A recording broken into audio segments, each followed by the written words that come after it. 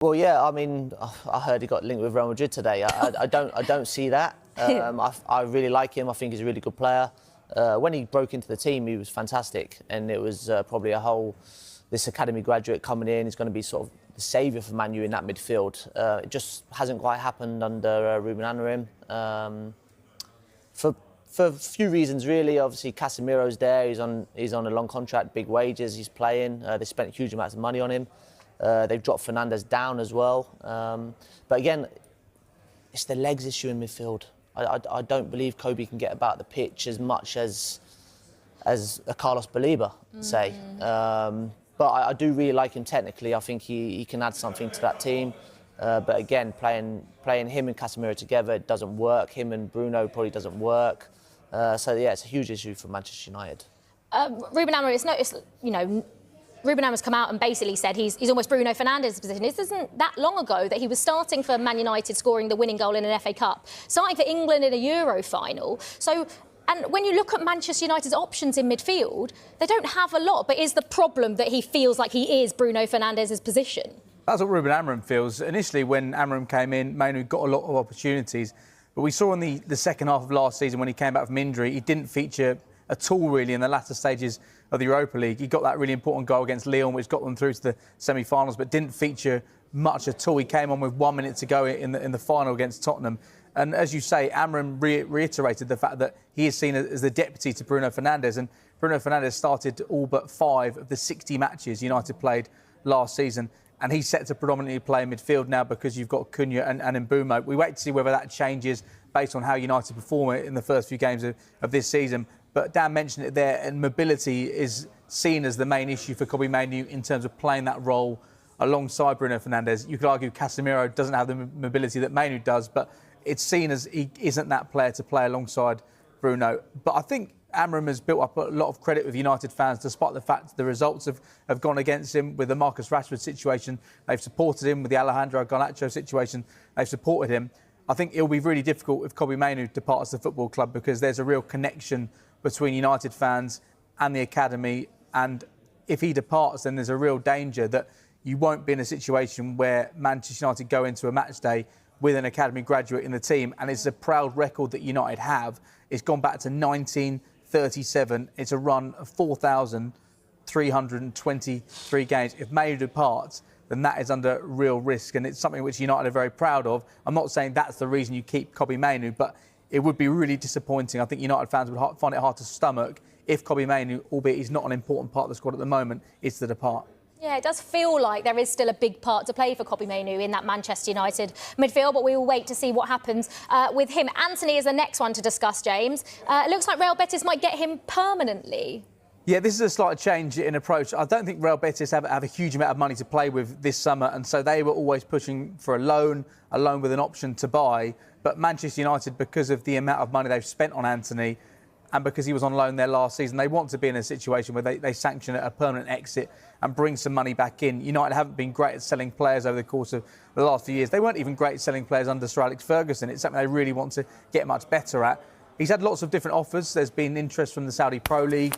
There was links with going to Baleba, where Erik ten Hag is. Erik ten Hag sanctioned the transfer for United for Anthony to become the second most expensive signing in United's history. But it does look like a permanent deal could be done here. They've made clear in negotiations, United, that a straight loan simply isn't going to be what they're looking for right now. So it does look like he could return to Betis, and it could end what has been clearly a very disappointing chapter for Anthony at United. I think he's ready for the move as well. Yeah, it feels like a couple of other players could be ready for a move. Those are Rasmus Højlund, Jadon Sancho and Alejandro Garnacho. Man United just are in a position now where they really just need to get, especially, I suppose, Garnacho and Sancho out of the club. Yeah, especially them two. Rasmus has obviously just come up recently. Still not sure why Newcastle haven't gone for Rasmus Højlund, to be honest. A loan move for the year. I think 23, still loads of room for development. In spells, he's done all right for United. He's been playing in a poor United team the last probably 1-2 years, which has found himself unlucky in that situation. With Sancho, yes, he needs to leave for the good of his career. There's 1 or 2 European clubs sniffing around for him, but not sure what he actually wants. And then Garnacho, it's looking like Chelsea, or it has been looking like Chelsea. There might be a surprise in the last few days of the window, but it's looking like Chelsea, and yeah, they need obviously they've sold 1 or 2 players last week, Chelsea.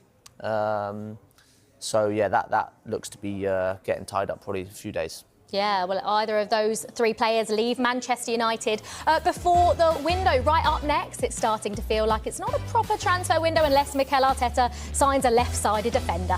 We'll talk about the deals Arsenal want to get done in the final 5 days of the summer window.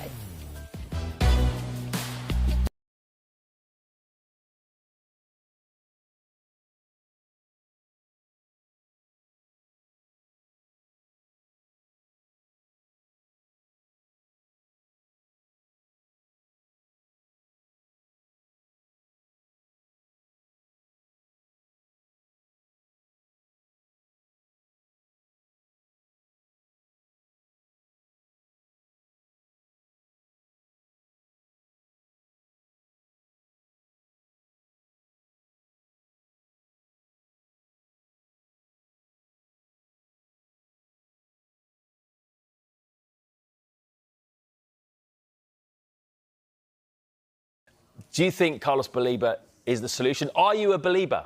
I was waiting for you to say that. You had to say it. You had to say it. I am a believer.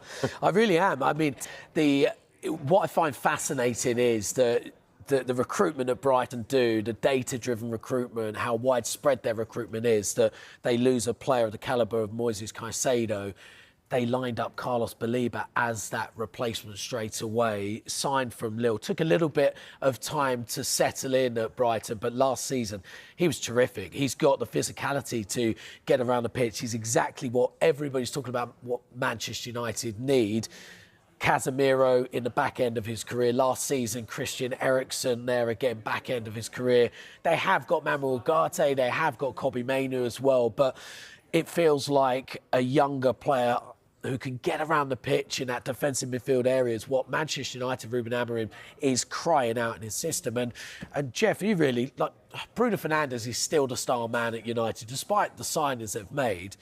For me, if I see Carlos Baleba in that defensive midfield spot, that frees up Fernandes more to do what Manchester United need Bruno Fernandes to do. Yeah, absolutely.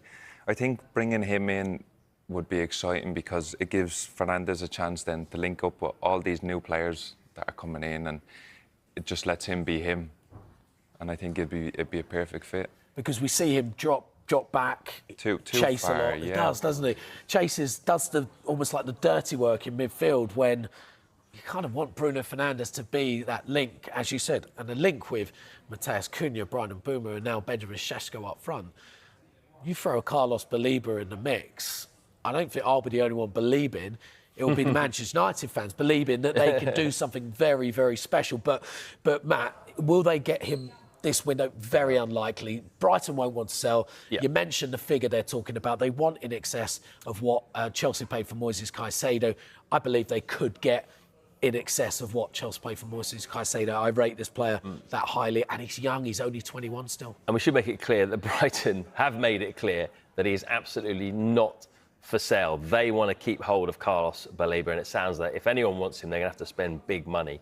Another story we touched on there, Jeff, was Leeds looking at a number of striker options, including Dominic Calvert-Lewin, who's a free agent at the moment, having left Everton. Do you think that could be a good fit for both the player and the club? Yeah, I don't see why not.